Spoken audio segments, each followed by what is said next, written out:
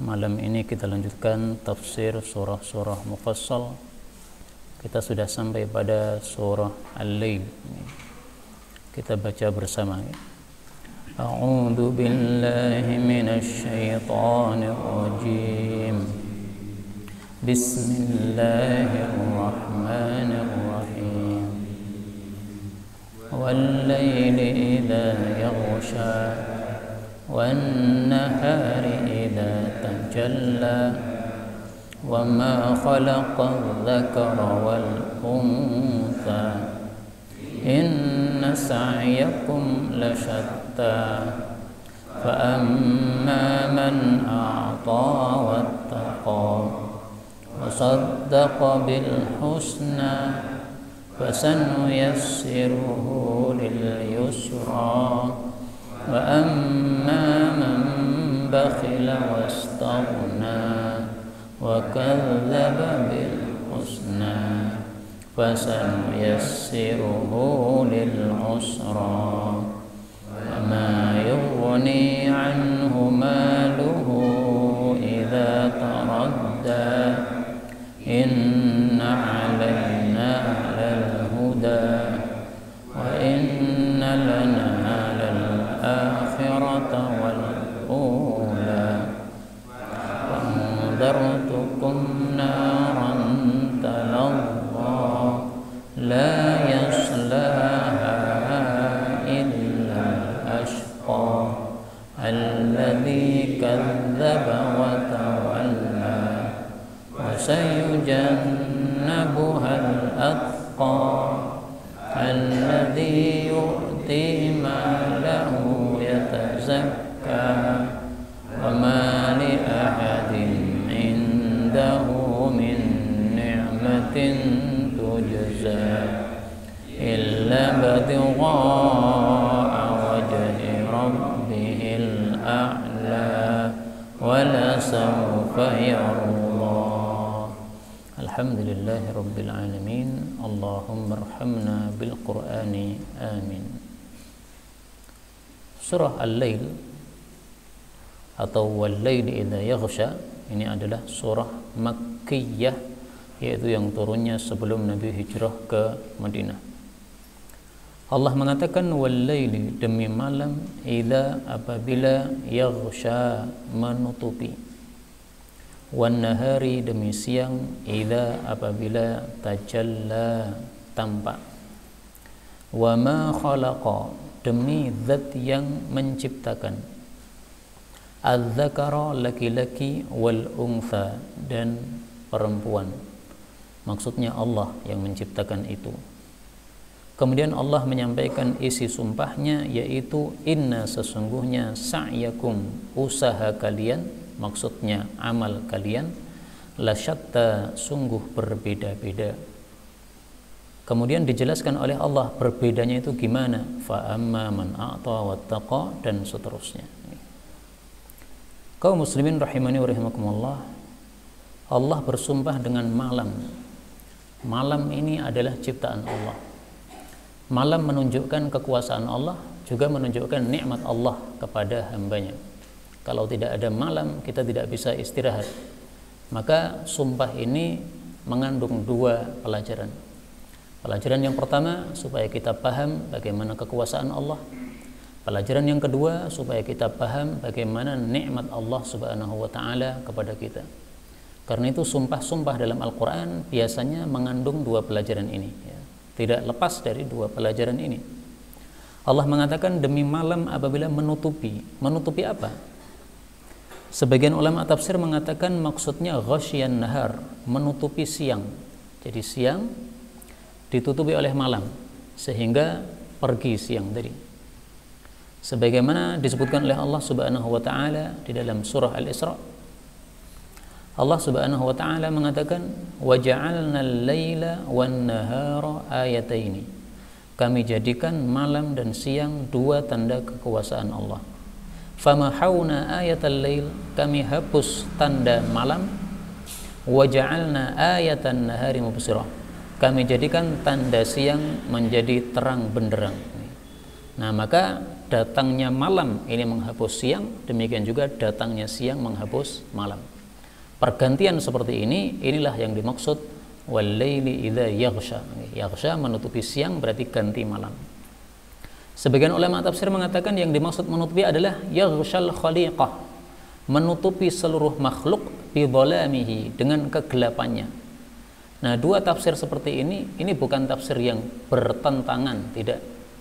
Karena sebenarnya kalau dikatakan itu menutupi siang, nah, maka siang itu termasuk al-khaliqah, termasuk makhluknya Allah. Siapa yang menciptakan siang? Allah. Berarti siang adalah makhluk. Nah, maka kalau disebutkan bahwa siang itu termasuk yang ditutupi dari kalangan makhluk-makhluk Allah, sudah benar. Kemudian Allah bersumpah wan nahari idza tajalla, demi siang apabila terang benderang, ketika tampak. Setelah Allah bersumpah dengan malam, Allah bersumpah dengan siang. Setelah Allah bersumpah dengan adz-dzakara, laki-laki, kemudian Allah bersumpah dengan al-untha, wanita. Ini berarti berkebalikan. Kenapa Allah Subhanahu wa taala di sini bersumpah dengan sesuatu yang berkebalikan? Siang, malam, terang, gelap. Karena setelah itu Allah ingin menjelaskan inna sa'yakum lasyatta. Amalan kalian berbeda-beda. Sebagaimana ada perbedaan malam dengan siang. Sebagaimana ada perbedaan terang dengan gelap. Sebagaimana ada perbedaan laki-laki dengan perempuan. Nah, maka amalan manusia pun juga berbeda-beda. Inilah bagusnya Al-Qur'an. Ketika Al-Quran membuat satu susunan, itu biasanya susunannya sangat rapi. Dibicarakan ayat pertama begini, ayat kedua begini. Dibicarakan ayat satu kedua begini, ayat ketiga kemudian begini. Contoh yang lain misalnya, supaya kita paham bahwasanya bahasa Quran memang sangat indah seperti ini. Allah Subhanahu wa taala di dalam Al-Quran menyebutkan beberapa surah musabbihat. Surah musabbihat itu adalah surat-surat yang dimulai dengan sabbahalillah atau yusabbihulillah. Semua surat musabbihat selalu menggunakan ma fis samawati wa ma fil ardi. Ma fi diulangi dua kali. Ma fis samawati wa ma fil ardi. Selain satu surat saja, yaitu surat Al-Hadid.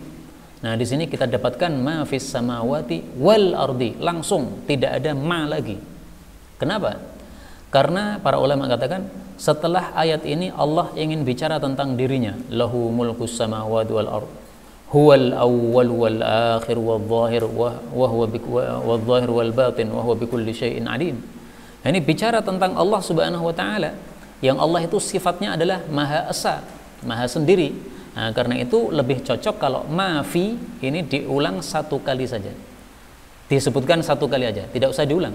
Karena kalau diulang berarti dua kali, sementara Allah itu adalah asa, yaitu satu. Nah, maka nggak cocok. Nah, inilah Masya Allah bagusnya Al-Quran. Ketika menyebutkan suatu kalimat, itu adalah serasi dengan rangkaian-rangkaian setelahnya. Demikian juga di sini. Kaum muslimin rahimani wa rahimakumullah. Ada satu riwayat dalam Sahih Bukhari yang perlu kita paham. Karena kalau kita tidak paham, kita bisa menyalahkan Imam Bukhari, atau juga kita bisa ragu-ragu terhadap Al-Quran. Apa itu riwayatnya? Abu Darda radhiyallahu anhu, seorang sahabat Nabi SAW. Bacaannya untuk surat Al-Lail ini sama dengan bacaan Abdullah bin Mas'ud, yaitu dia tidak membaca wa ma khalaqadz dzakara wal untha, tetapi dia membacanya wadz-dzakari wal untha.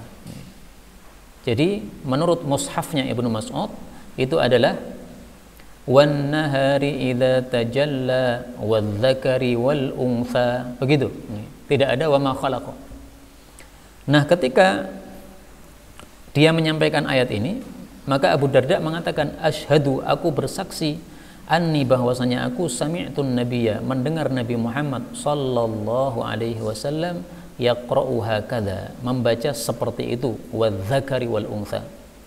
Wa haula, adapun mereka-mereka, yaitu para sahabat Nabi yang lain, yuriduni, mereka menghendaki aku, ala an aqra'a, supaya aku membaca seperti mereka, wa ma khalaqadz dzakara wal untha, wallah, demi Allah, la utabi'uhum, aku tidak mau ikuti mereka, kata Abu Darda. Nah, ini riwayatnya dalam Sahih Bukhari, sahih hadisnya.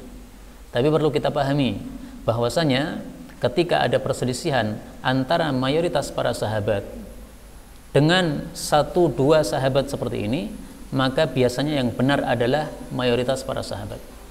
Kenapa?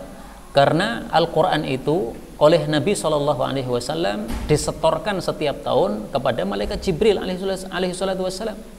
Sebagaimana kita tahu dari hadis yang sahih bahwa setiap Ramadan malaikat Jibril turun menemui Nabi untuk apa? Setorkan Quran kepada Jibril.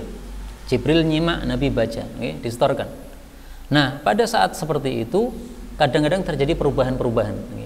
Dulu dibaca begini, sekarang dibaca begini. Dulu dibaca begini, sekarang dibaca begini. Nah, maka ringkasnya saja adalah memang betul dulu Nabi pernah membaca wadzakari wal untha. Betul, itu tidak salah. Karena yang mengatakan seperti itu adalah ahli qiraat sahabat, yaitu di sini adalah Abdullah bin Mas'ud, ini ahli qiraat, demikian juga Abu Darda, ini juga ahli qiraat. Tapi tampaknya 2 sahabat ini belum tahu bahwasanya pada setoran yang terakhir ketika Nabi hendak wafat, ternyata sudah diganti bacaannya, yaitu menjadi wa ma khalaqadz dzakara wal untha. Karena itu Umar bin Khattab juga mengatakan, sungguh di antara sahabat Nabi ini yang paling qari adalah Ubay bin Ka'ab.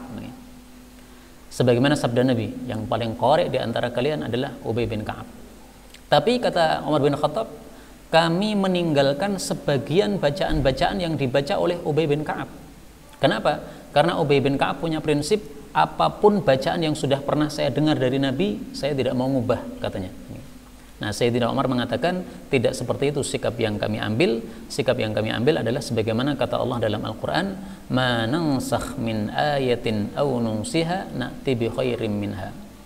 Apapun yang kami ganti dari suatu ayat atau kami jadikan kamu lupa terhadap ayat itu, kami datangkan yang lebih baik darinya atau yang semisal dengannya. Nah, maka intinya tidak semua yang didengar dari Nabi itu kemudian kita baca, tidak. Karena Nabi kan setiap tahun setoran kepada Jibril. Setoran terakhir itulah yang paling berhak untuk dibaca, karena yang terakhir itu berarti menghapus yang sebelum-sebelumnya.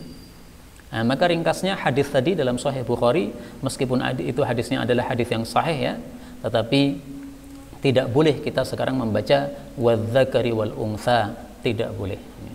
Kita bolehnya membaca wa ma khalaqadz dzakara wal untha. Ini dalam ilmu qiraat disebut bacaan yang mutawatir dengan bacaan yang syadz. Bacaan yang mutawatir adalah wa ma khalaqadz dzakara wal untha. Bacaan yang syadz adalah wadzakari wal untha. Dari bacaan 2 ini yang boleh dibaca adalah bacaan yang mutawatir. Adapun bacaan yang syadz dilarang untuk dibaca. Tetapi boleh untuk tafsiran. Tafsiran bagaimana? Jadi misalnya kita mengatakan Allah bersumpah dengan malam, Allah bersumpah dengan siang, Allah bersumpah dengan makhluknya yang laki-laki, Allah bersumpah dengan makhluknya yang perempuan. Nggak ada masalah untuk tafsir. Karena kalau kita hapuskan ini ya, langsung wadzakari, ini berarti Allah bersumpah dengan zakar, dengan makhluk laki-laki, wal untha bersumpah dengan makhluk perempuan.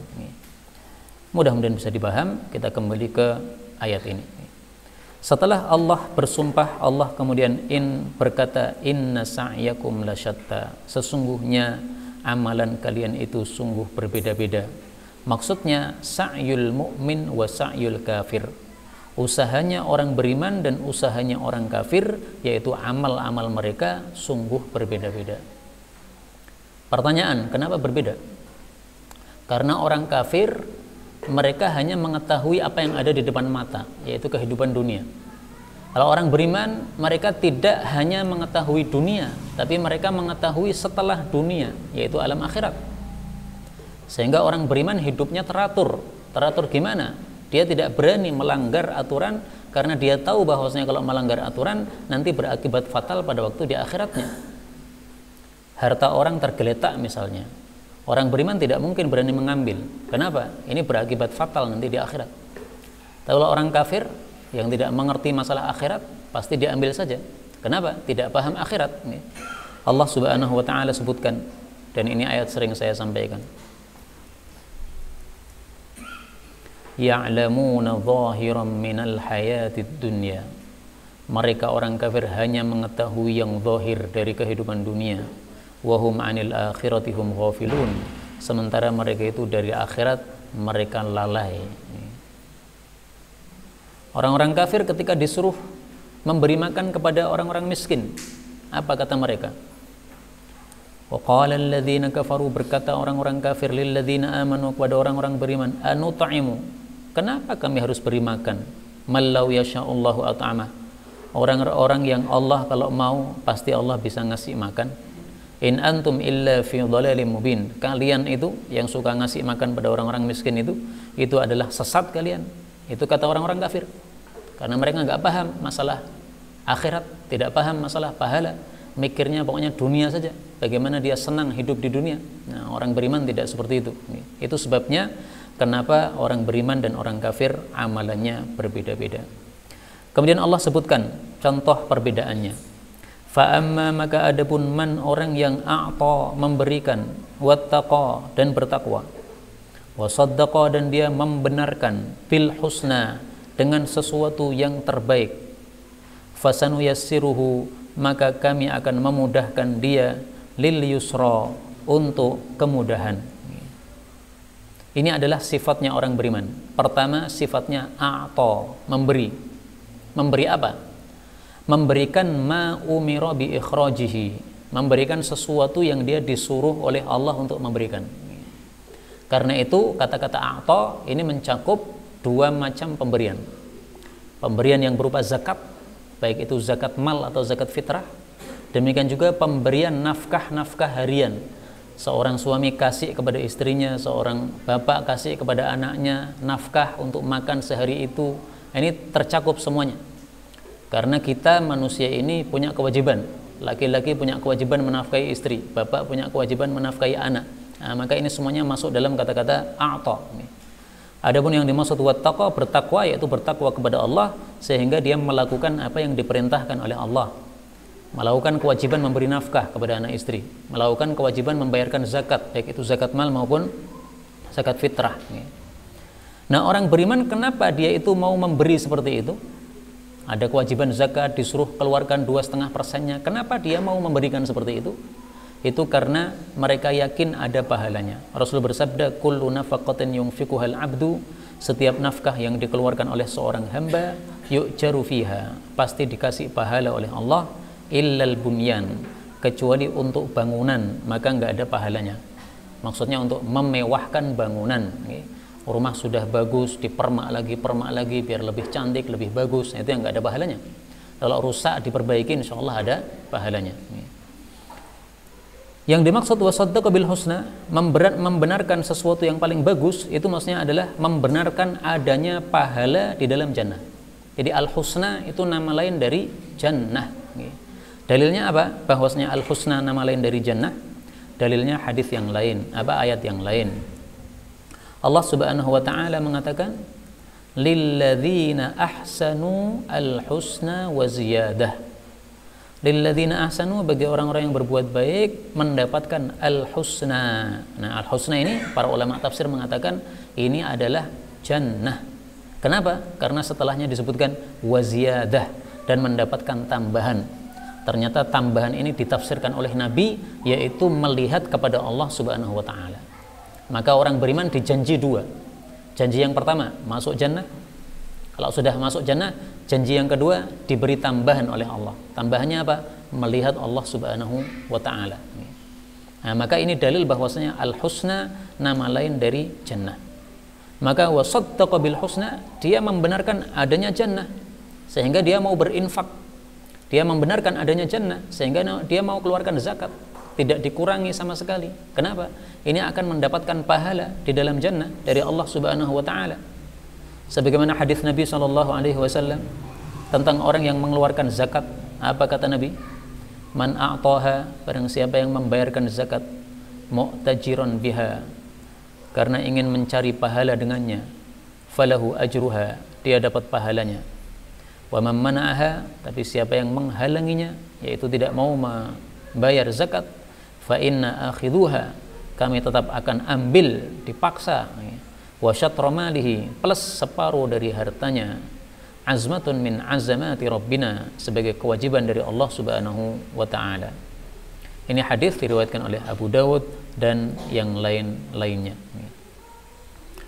Adapun fasanu yassiruhu lil yusra, kami akan mudahkan dia untuk kemudahan. Yang dimaksud yusra ini adalah amalan-amalan kebaikan. Jadi kesimpulannya apa? Kesimpulannya adalah min thawabil hasanati al hasanatu ba'daha. Termasuk dari balasan melakukan kebaikan adalah kita diberi taufik untuk melakukan kebaikan setelahnya. A'ta, memberikan. Ini sesuatu yang baik. Balasannya apa? Balasannya fasanu yassiruhu lil yusra. Dimudahkan oleh Allah melakukan kebaikan-kebaikan yang lain. Karena itu, kalau kita ingin menjadi ahli kebaikan, hendaklah kita melakukan kebaikan secara istiqamah. Karena kebaikan yang kita lakukan istiqamah ini mendatangkan kebaikan-kebaikan yang lain. Orang yang sholat jamaah 5 waktu ke masjid, tidak mungkin kebaikannya hanya itu saja, tidak. Saya melihat beberapa orang di masjid yang saya tinggal di sana, bahwasanya ada orang-orang yang rutin sholat jamaah di masjid. Nah, ternyata mereka setelah sholat jamaah tidak langsung pulang. Sebagian mereka ada yang ambil mushaf, baca Quran. Nah, baca Quran dalam masjid setelah sholat jamaah ini tidak bakal muncul kalau orangnya tidak melakukan sholat jamaah di masjid. Dia sholat di rumah, mungkin juga tidak pernah menyentuh Quran yang ada di rumahnya. Tapi karena ini orang suka sholat berjamaah di masjid, melihat di masjid ada mushaf Al-Quran, maka dia ambil, dia baca. Ini muncul kebaikan. Kebaikan muncul dengan sebab kebaikan yang kita lakukan. Karena itu kaidahnya adalah min thawabil hasanati al hasanatu ba'daha. Termasuk pahala kebaikan adalah kita diberi taufik melakukan kebaikan lagi setelahnya. Sebaliknya, wa min jazai sayyi'ah, termasuk dari balasan melakukan keburukan adalah as-sayyi'atu ba'daha. Kita akan ingin melakukan keburukan lagi setelahnya. Nah, karena itu keburukan sama dengan kebaikan, merembet kepada kebaikan yang lain, merembet kepada keburukan yang lain. Ini sama dengan perkataan Imam Urwah yang mengatakan kebaikan punya saudara-saudara, keburukan juga punya saudara-saudara. Artinya menarik kepada kebaikan yang lain, menarik kepada keburukan yang lain. Seperti itu. Nah, maka hendaklah kita berhati-hati. Jangan meremehkan, ini kan dosa kecil, nggak ada masalah. Dosa kecil kalau kita katakan nggak ada masalah, tidak ada rasa sama sekali dalam hati kita bahwasanya kita menyesalinya, maka ini menyebabkan nanti kita tambah-tambah lagi melakukan. Karena kita sudah meremehkan, maka kita akan berani lagi melakukan. Nah, kalau sudah seperti itu, maka nanti lama-lama dosa besar pun akan mudah dilakukan. Sebagaimana sabda Nabi tentang orang yang mencuri telur. Orang mencuri telur kemudian dipotong tangannya, bukan berarti setelah ambil telur dipotong tangannya, bukan. Tapi dia pertama ambil telur, setelah itu ambil yang lebih mahal lagi, setelah itu ambil yang lebih mahal lagi, sampai kepada barang yang dia curi mencapai nisab. Nisab sekarang sekitar 1 juta. Nah, dia curi HP 1 juta. Dulu awalnya apa? Yang dicuri telur. Karena sudah terbiasa akhirnya mencuri yang lebih mahal lagi. Na'udzubillahi min syarri dzalik. Inilah kaum muslimin rahimani wa rahimakumullah, apa yang diajarkan oleh Allah dalam Al-Qur'an. Ini intinya adalah kita harus menjaga amalan-amalan kebaikan kita supaya amalan-amalan tersebut mendatangkan kebaikan-kebaikan yang lainnya pula. Kemudian Allah mengatakan, wa amma, dan adapun man bakhila, orang yang bakhil, wastaghna, dan dia merasa cukup, wa kadzdzaba, dan dia mendustakan, bil husna, dengan al husna, yaitu jannah, fasanuyassiruhu, maka kami akan memudahkan dia lil usra, untuk kesulitan. Yang dimaksud bakhil adalah dia tidak mau mengeluarkan apa yang sewajibnya dia keluarkan. Jadi kalau orang sudah mengeluarkan apa yang wajib dia keluarkan, itu tidak disebut bakhil. Rasulullah Shallallahu Alaihi Wasallam bersabda, Innallaha, sesungguhnya Allah Subhanahu Wa Taala, harrama alaikum, mengharamkan atas kalian 3 perkara. Apa itu? Yang pertama, uquqal ummahat, durhaka kepada ibu. Bapak juga sama, ya, tapi disebutkan ibu karena seringkalinya anak berani sama ibu. Wa man'an wahad, dan mencegah dan meminta. Wa wa'dal banat, dan mengubur hidup-hidup bayi perempuan. Nah, yang berkaitan dengan masalah kita adalah ini, wa man'an wahad. Man'an, mencegah. Maksudnya apa? Mencegah sesuatu yang wajib kita berikan. Orang sudah wajib keluarkan zakat. Kenapa? Sudah nisab, tidak mau keluarkan zakat. Ini namanya man'an. Ini diharamkan oleh Allah Subhanahu wa taala. Adapun hak meminta, yaitu meminta sesuatu yang bukan hak kita. Haknya orang lain tapi kita minta. Hak orang lain kita ambil. Kita sudah kaya, tidak boleh mengambil dari Baitul Mal misalnya, tapi masih mengaku miskin supaya apa? Dapat jatah dari Baitul Mal. Itu namanya hati. Itu meminta dari Baitul Mal yang tidak hak untuk kita, yang tidak halal untuk kita. Nah, maka semuanya diharamkan oleh Allah. Itulah yang dimaksud bakhil. Ya, bakhil itu tidak mengeluarkan apa yang wajib bagi dia untuk dia keluarkan. Kalau sudah dia keluarkan yang wajib, sudah tidak bakhil. Meskipun nanti yang namanya dermawan bertingkat-tingkat, sebagaimana yang namanya bakhil juga bertingkat-tingkat. Nah, bakhil yang paling dahsyat ini, yang dia tidak mau mengeluarkan apa yang wajib bagi dia untuk dia keluarkan. Adapun yang dimaksud istighna, merasa cukup, yaitu merasa cukup dari Allah, tidak butuh kepada Allah, sehingga dia tidak mau keluarkan harta. Kalau orang yang butuh kepada Allah, dia keluarkan harta. Kenapa? Dia butuh pahala dari Allah Subhanahu wa taala. Dia butuh supaya hartanya dibarokai oleh Allah, sehingga sebagian dia keluarkan. Bekerja dia, hasilnya banyak, sebagian dikeluarkan. Kenapa? Niatan supaya lebih barokah. Nah, ini berarti butuh kepada Allah Subhanahu wa taala. Dengan mengeluarkan sebagian, datang ganti yang lain atau barokah dari Allah Subhanahu wa taala, ini berarti menunjukkan dia butuh kepada Allah Subhanahu wa taala. Allah mengatakan fasanuyassiruhu lil usra. Kami akan mudahkan dia untuk kesulitan. Yang dimaksud kesulitan adalah amalun nar. Amalan-amalan yang bisa menghantar kepada neraka. Maka kesimpulannya, orang yang tidak melakukan kewajiban dari Allah, akibatnya adalah dia dimudahkan oleh Allah untuk beramal yang jelek. Orang yang makan harta yang haram dimudahkan oleh Allah untuk beramal jelek. Orang yang makan harta yang haram dimudahkan bagi Allah untuk berbuat maksiat. Orang yang memakan harta yang haram diajak kebaikan sangat susah. Mungkin saja orang-orang yang tidak mau salat berjamaah ke masjid, mungkin salah satu sebabnya adalah karena makannya tidak dijaga. Haram-haram dia masukkan semua. Akhirnya tidak ada ketertarikan untuk salat berjamaah ke masjid. Udah disampaikan salat berjamaah di masjid ini pahalanya 27, kalau di rumah cuma 1, malah pilih 1. Nah, itu karena apa? Karena makanan haram masuk ke dalam tubuhnya sehingga susah untuk beramal kebaikan.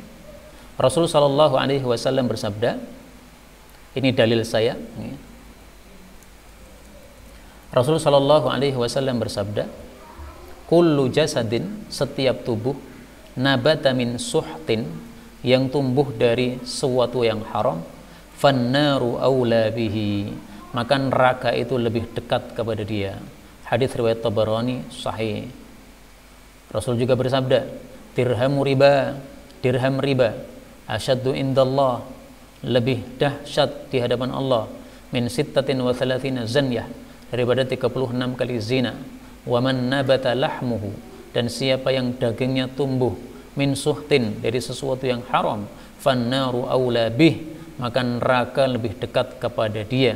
Hadis riwayat Baihaqi dalam Syu'abul Iman sahih. Apa yang dimaksud neraka lebih dekat? Apa maksudnya? Maksudnya adalah tubuhnya ini yang tumbuh dari haram ini susah melakukan kebaikan, mudah melakukan kemaksiatan. Nah, ini yang dimaksud neraka lebih dekat. Karena kemaksiatan itu menghantarkan kepada neraka. Nah, sehingga dia lebih mudah untuk berbuat maksiat. Apapun ajakan maksiat, oke. Yang penting duitnya banyak, maksiat nggak ada masalah. Yang penting apa? Hasilnya besar. Nah, itu karena dia awalnya sudah makan harta yang haram. Maka Allah katakan fasaniyasiruhu lil usra. Allah mengatakan wa ma yughni anhu, dan tidaklah bermanfaat untuk dia maluhu, hartanya, idza taradda, apabila dia mati. Jadi kalau sudah mati, apakah hartanya bisa berguna? Tidak berguna. Karena setiap orang yang mati tidak diberi apa-apa dari hartanya selain kain kafan saja. Mungkin dia diantar dengan mobilnya yang mewah, mungkin, tapi hanya sampai kuburan. Setelah itu mobilnya pulang, yang dimasukkan dalam liang lahat cuma jasad sama kafannya saja. Tidak ada gunanya harta yang sudah dia kumpulkan apabila dia sudah mati. Sebagaimana sabda Nabi SAW, yadba'ul mayyita nanti akan mengikuti orang yang mati thalathatun, 3. Ahluhu, keluarganya ikut ke kuburan, amaluhu, amalnya juga ikut, wa maluhu, hartanya juga ikut. Nah, misalnya tadi ya, diantar dengan mobil, hartanya ikut. Fayarji'u thnani, akan pulang 2, wa yabqa wahidun, dan akan tersisa 1 saja. Yarji'u ahluhu, akan pulang keluarganya, wa maluhu, hartanya juga pulang, wa yabqa amaluhu, dan yang tersisa adalah amalannya saja. Hadis muttafaqun alaih. Nah, maka hadis ini merupakan tafsiran untuk kata-kata wa ma yughni anhu maluhu idza taradda. Kaum muslimin rahimani wa rahimakumullah. Mungkin kalau panjenengan punya mushaf Quran terjemah, taradda mungkin tidak diartikan mati, tapi mungkin diartikan yang lain. Memang taradda ini ada 2 tafsiran. Tafsiran yang pertama mati. Tafsiran yang kedua taradda, dia terjerumus ke dalam neraka. Memang dalam bahasa Arab taradda bisa dengan 2 makna. Orang mati disebut oleh orang Arab taradda. Orang yang terjerumus dari atas ke bawah masuk dalam neraka disebut juga taradda. Nah, maka ini 2 terjemah yang sama-sama benar. Boleh diterjemahkan taradda mati, tafsirnya tadi hadis Nabi SAW. Boleh juga diterjemahkan taradda ini adalah terjerumus ke dalam neraka. Jadi kalau dia sudah terjerumus ke dalam neraka, apakah hartanya bisa berguna? Dia dulu punya pesawat terbang, apakah pesawat terbangnya bisa datang untuk mengambil dia supaya tidak jatuh ke neraka sehingga dia bisa naik pesawat tersebut, bisa selamat? Tidak bakal. Nah, maka ini maksudnya adalah bahwasanya nanti di akhirat apapun yang kita miliki di dunia, harta-harta ini tidak ada gunanya. Yang berguna hanyalah amal-amal kita. Karena itu orang yang cerdas pasti dia lebih mengutamakan masalah pahala daripada masalah-masalah harta dunia. Misalnya, kalau kita mengutamakan pahala, kita akan tutup toko kita. Ketika kita mendengar azan, kita pilih sholat berjamaah, dapat pahala 27. Daripada kita lanjutkan toko kita, memang duitnya masuk banyak karena ini pas banyak yang datang nih, tetapi kita dapat 1 pahala saja karena kita sholatnya di rumah.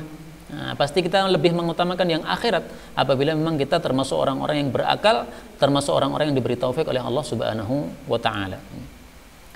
Kemudian Allah mengatakan, inna, sesungguhnya, alaina, atas tanggungan kami, lal huda, sungguh petunjuk. Maksudnya Allah Subhanahu wa ta'ala menciptakan manusia seperti ini tidak dibiarkan tanpa petunjuk, tetapi Allah mengirimkan petunjuk kepada mereka. Tidak mungkin Allah menciptakan manusia kemudian dibiarkan bingung tanpa ada arahan harus bagaimana beramal, harus ke arah mana dia menuju. Tidak mungkin. Allah kirim manusia ke atas muka bumi ini, Allah kirim petunjuk juga. Diturunkan kitab-kitab, dikirimkan rasul-rasul. Itulah makna inna alaina lal huda. Petunjuk tanggungan kami. Kami yang akan menjelaskan mana halal, mana haram, mana hak, mana batil, mana benar, mana salah. Semuanya ini yang melakukan adalah Allah Subhanahu wa ta'ala. Yang menunjukkan ini semuanya adalah Allah. Bagaimana caranya? Dikirimkan para rasul-rasul, dikirimkan kitab-kitab suci. Itu adalah huda, petunjuk yang dilakukan oleh Allah Subhanahu wa ta'ala. Wa inna lana, dan sesungguhnya hanya milik kami, lal akhirata, akhirat, wal ula, dan dunia. Jadi al-ula itu adalah nama lain dari dunia. Disebut ula yang artinya yang pertama karena dunia adalah kehidupan yang pertama. Kehidupan manusia ada 2 kali. Kehidupan di dunia ini yang pertama, dan ini tidak kekal tetapi fana. Kemudian kehidupan yang kedua yaitu kehidupan akhirat, yang ini kehidupan yang kekal. Nah, maka disebut kehidupan yang pertama karena adanya kehidupan yang kedua yaitu akhirat. Maksud ayat ini adalah bahwasanya akhirat dan dunia ini semuanya yang mengatur adalah Allah Subhanahu wa ta'ala. Karena itu kalau dunia dan akhirat yang mengatur adalah Allah, dan Allah adalah yang berhak kita sembah, ya berarti kita harus mentaatinya. Allah menciptakan bumi ini, kemudian menciptakan kita di atasnya, kemudian mengatur kita. Kamu wajib sholat 5 waktu, ya kita harus taat dong. Karena yang mengatur adalah Allah. Allah mengatur kalau hartamu sudah mencapai nisab, sudah 1 tahun, kamu keluarkan zakatnya 2,5%, ya kita keluarkan dong. Karena Allah yang mengatur. Jadi yang mutasarrif, yang mengatur semua ini akhirat dunia adalah Allah Subhanahu wa ta'ala. Perhatikan kalimatnya, wa inna, dan sesungguhnya, lana, hanya untuk kami Allah. Hanya, kata-kata hanya diambil dari mana? Karena ini susunannya terbalik, Pak. Mestinya susunannya begini, susunan normalnya, okay?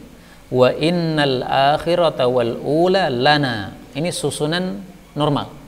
Ketika dibalik, lana ditaruh di depan, ini menunjukkan arti hanya. Dan sesungguhnya hanya milik kami mengatur akhirat dan mengatur dunia. Berarti yang mengatur dunia akhirat hanya Allah. Karena itu ayat ini sebagai pembantah bagi perkataan sebagian orang-orang sufi yang sesat, di mana mereka mengatakan bahwa wali-wali Allah itu punya andil dalam mengatur dunia. Masya Allah. Jadi kalau ada gempa, kalau ada musibah di mana, kalau ada kejadian besar di mana, kata mereka sufi-sufi bodoh ini bahwasanya ada sebagian wali-wali Allah yang mereka itu punya andil di dalam mengatur tersebut. Harus ada gempa di sana, jangan di sini misalnya. Gempanya sekian, jangan sekian misalnya. Nah, itu ada yang mengatur dari wali-wali Allah, kata mereka. Ini enggak benar, ini batil seperti ini. Allah mengatakan wa inna lana, sungguh hanya untuk kami Allah. Berarti enggak diwakilkan kepada yang lain-lain. Maka perkataan mereka sungguh jelas-jelas batilnya. Dengan sebab kita membaca ayat ini, kita bisa mengetahui kebatilan tersebut. Nah, karena itu kalau membaca buku-buku sufi, kita harus berhati-hati. Sebagiannya berisi kesesatan-kesesatan seperti ini, yang mungkin kalau kita tidak memahami, maka kita tidak paham mana sesatnya, mana baiknya. Ya, mereka ada baiknya, ada, tapi sesatnya juga banyak, sehingga harus berhati-hati masalah ini. Kemudian Allah mengatakan fa'angdartukum, maka saya ancamkan kepada kalian naron, api neraka yang besar, taladza, yang menyala-nyala. Jadi maksudnya supaya kita di dunia ini adalah berhati-hati sehingga di akhirat selamat, maka Allah Subhanahu wa taala mengancam kepada kita, hendaklah kita taat, kalau tidak taat kita akan dimasukkan ke dalam nerakanya yang menyala-nyala. Naron ini ditutup dengan tanwin, dan sebagaimana kita jelaskan, sudah sering jelaskan, bahwa ini namanya isim nakirah seperti ini kalau ditutup dengan tanwin. Dan nakirah itu menunjukkan besar. Jadi naron, api yang sangat besar, taladza, yang menyala-nyala atau yang menjilat-jilat. Nah, besarnya api neraka bagaimana? Allah Subhanahu wa taala sudah jelaskan, Nabi SAW sudah jelaskan dalam hadis yang sahih. Beliau mengatakan, inna narakum hadhihi, sesungguhnya api kalian ini, api di dunia, juz'un min sab'ina juz'an, adalah satu bagian dari 70 bagian, min nari jahannam, dari neraka jahannam. Walaula annaha utfi'at bil ma'i marratain, seandainya api dunia ini tidak dipadamkan oleh Allah dengan air selama 2 kali, sebanyak 2 kali, man tafa'tum biha, kalian tidak bakal bisa memanfaatkan api yang ada di dunia ini. Ini hadis riwayat Ibnu Majah, kata Syekh Albani adalah dhaifun jiddan. Tetapi kalimat yang pertama dari hadis tadi sahih. Berdasarkan hadis yang lain yang muttafaqun alaih, Rasulullah bersabda, narukum hadhihi allati tuqidu banu Adam, api kalian, yaitu yang dinyalakan oleh manusia di dunia, juz'un min sab'ina juz'an, satu bagian dari 70 bagian, min nari jahannam, dari neraka jahannam. Maka para sahabat berkata, ya Rasulullah, sungguh api dunia sungguh cukup, yaitu maksudnya sudah cukup panas.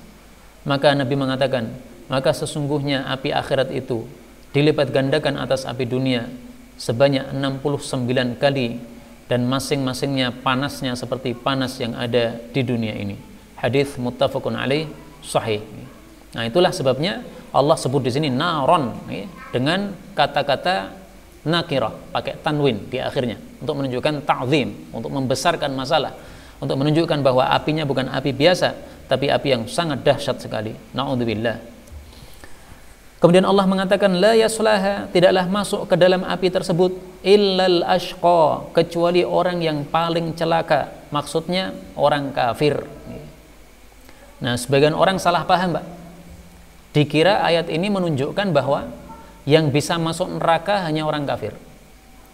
Adapun orang muslim tidak bakal masuk neraka. Sehingga mereka mengatakan tidak ada ex neraka, nggak ada. Ini adalah perkataan yang batil, perkataan yang salah, yang bertentangan dengan dalil-dalil yang sangat banyak. Memang di sini Allah mengatakan la yaslaha ilal ashqa, tidak masuk ke dalam neraka kecuali al ashqa, yaitu kafir. Memang betul Allah mengatakan begitu. Tapi tafsirnya gimana? Para ulama menafsirkan maksudnya la yakhluduha, yaitu tidak kekal di dalam neraka illal ashqa, kecuali orang-orang kafir. Jadi yang dimaksud yasla di sini adalah masuk yang masuknya kekal. Nah, mungkin orang-orang yang mengatakan seperti itu tadi, tidak ada eks neraka, itu mungkin mereka belajar tafsirnya hanya dari terjemahan.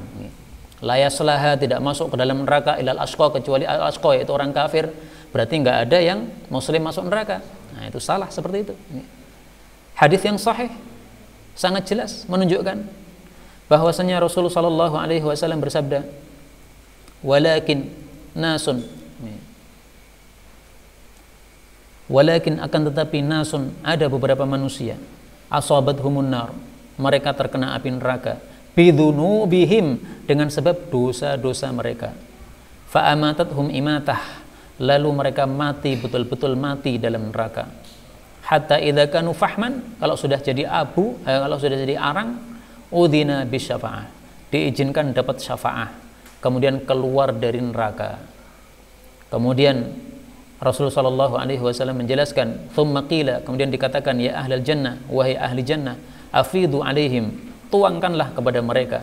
Jadi dituangi air terhadap mereka, air yang menyebabkan mereka jadi hidup lagi. Jadi dengan air tersebut ketika dicipratkan atau dituangkan, maka orang yang terkena, yang sudah mati dalam neraka tadi akan hidup lagi. Nah, ini adalah orang-orang yang muslim tetapi masuk dalam neraka. Mereka istilahnya adalah jahannamiyun. Mereka adalah eks neraka jahanam karena sudah pernah mencicipi neraka jahanam, karena dosanya tidak diampuni oleh Allah Subhanahu wa taala. Ini hadis riwayat Imam Muslim. Nah, karena itu seringkali guru kami Al-Ustadz Mudzakir hafizahullah taala, beliau sering kali mengatakan bahwa jangan belajar tafsir Quran dari terjemahan. Terjemahan itu sama sekali tidak mewakili tafsirnya Quran. Kalau kita hanya memahami sesuai dengan apa yang kita pahami dari terjemahan, itu bisa salah seperti contoh ini tadi. Tidak masuk ke dalam neraka selain orang kafir, berartinya ini yang salah. Terjemahnya sudah benar, tetapi maksudnya gimana? Ya, karena terjemah tidak mewakili tafsir. Kemudian Allah mengatakan, siapakah al-ashqa? Alladzi, orang yang kadzdzaba, mendustakan, wa tawalla, dan berpaling. Apa perbedaannya antara mendustakan dengan berpaling? Mendustakan ini adalah amalan hati, hatinya mendustakan, nggak percaya. Dikasih tahu ada kehidupan setelah mati, nggak percaya. Dikasih tahu ini adalah Nabi Muhammad, nggak percaya.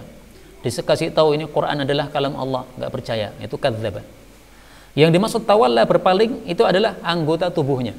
Nah, maka perbedaannya, kalau kadzdzaba ini adalah amalan batin, kalau tawalla ini adalah amalan zahir.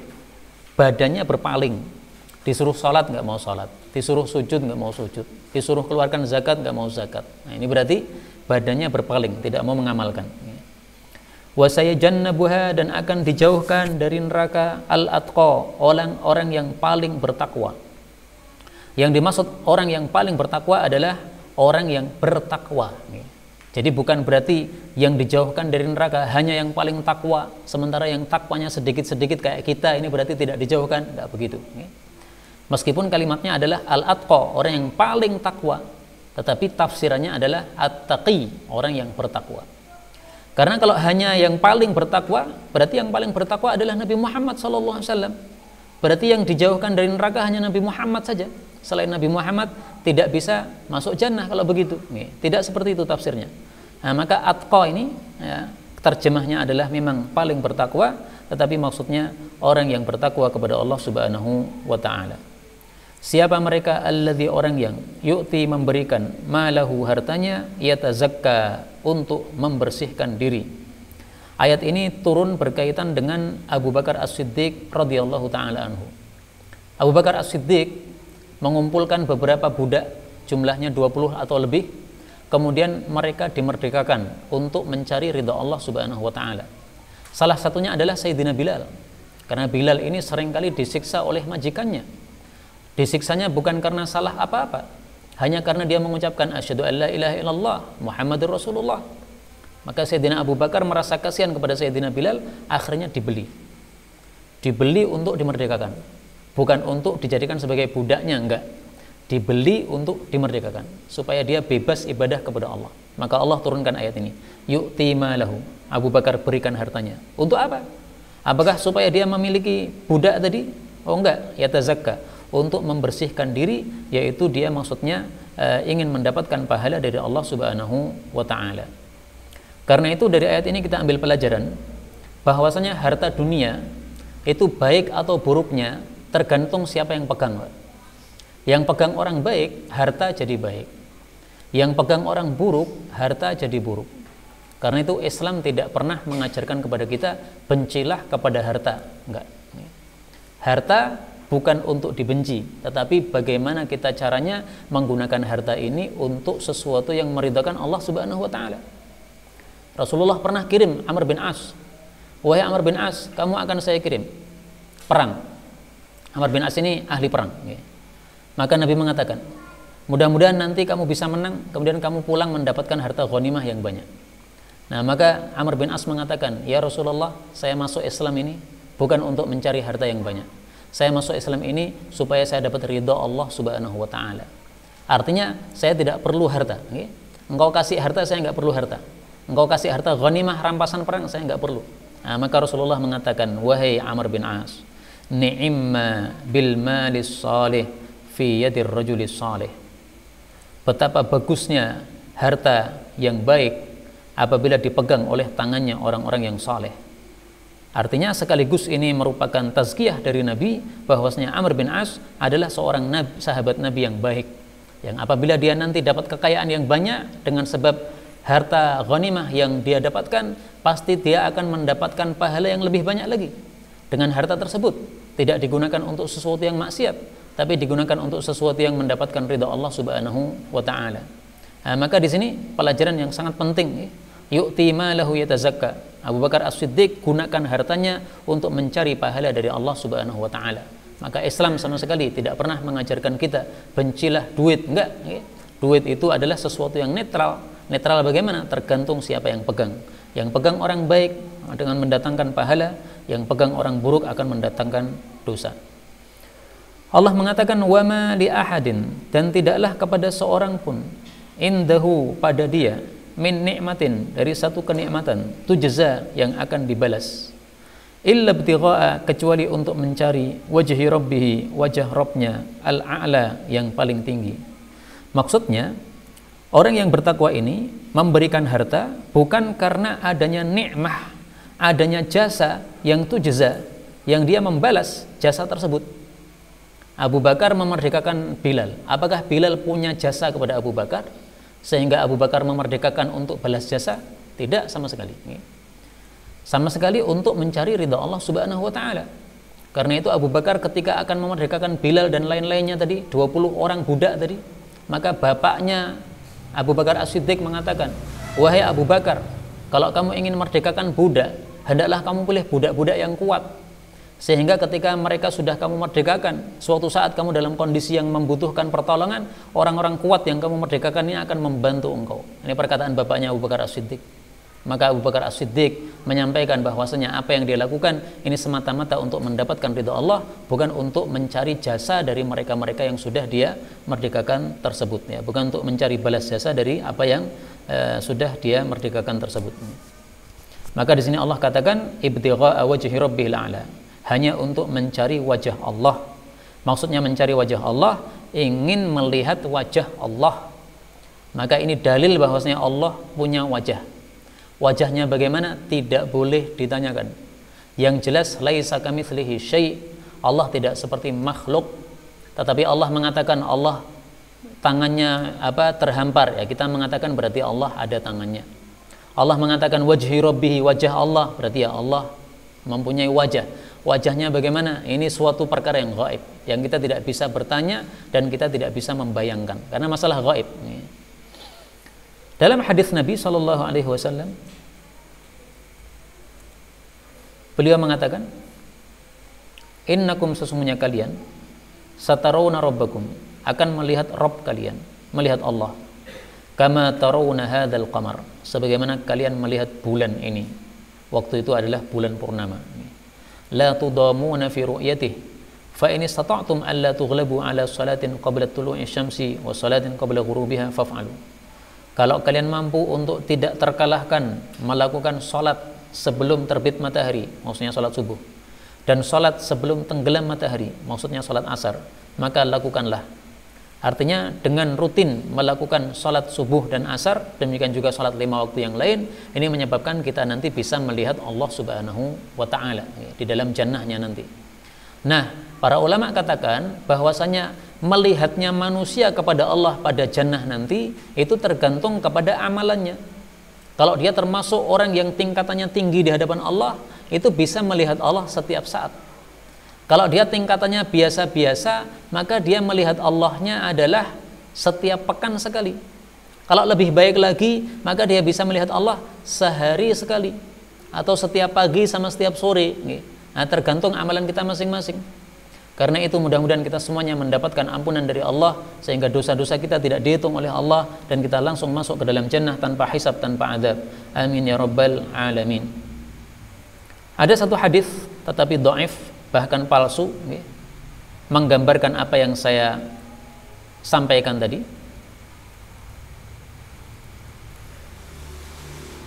Inna ahlal jannah, sesungguhnya penghuni jannah, la yahtajuna ilal ulama, mereka masih butuh kepada ulama, kepada kiai, fil jannah, di dalam jannah nanti. Bagaimana itu? Wa dzalika annahum yazuruna Allah taala, karena ahli jannah itu menziarahi Allah fi kulli jumu'ah, setiap pekan sekali. Fayaqulu lahum, Allah kemudian berkata kepada mereka, tamannau alayya ma syi'tum, berangan-anganlah kepada saya apapun yang kalian inginkan. Fayaltafituna ilal ulama, maka mereka pun menoleh kepada para ulama, kepada kiai. Fayaquluna madza natamanna, maka mereka bertanya, apa yang harus kami angan-angankan, kami minta kepada Allah. Karena nikmat di dalam jannah sudah komplit nih. Nah, disuruh minta lagi, minta apa? Udah pikirnya nyanda nih.